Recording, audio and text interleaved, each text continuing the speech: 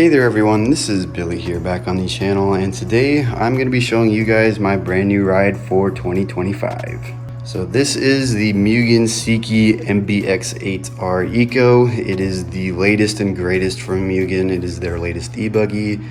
It is pretty similar to the 8, but it's got some cool upgrades going on underneath. So I guess just to start with the stuff that I got on it, I got the standard wing on in the back.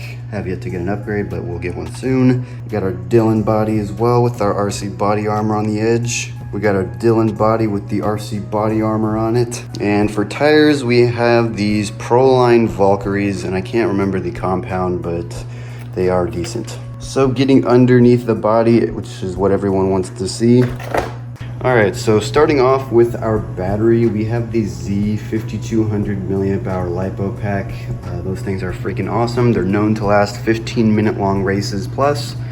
And for our actual motor system, we have the Hobby Wing XC Run XR8 Pro with the 1900 kilovolt motor, censored of course, very smooth, very torquey. And for our steering setup, we have the Savox SB2273SG servo, and of course we have an aluminum horn on there as well, just to make things a little bit more stiffer because we don't have the aluminum version of that.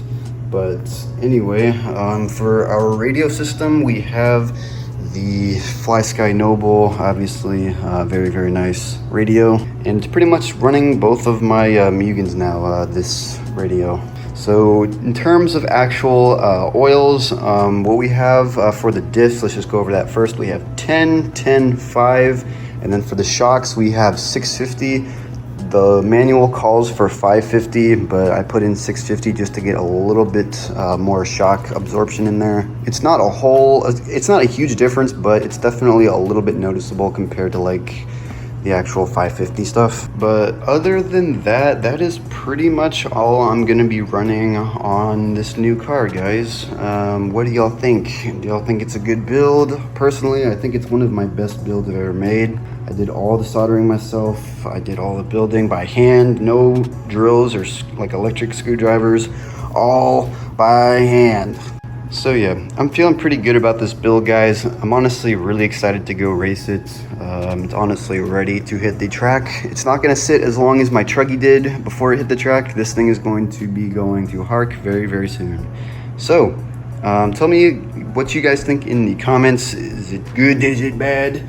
What do you think? I will see you guys later. Peace out.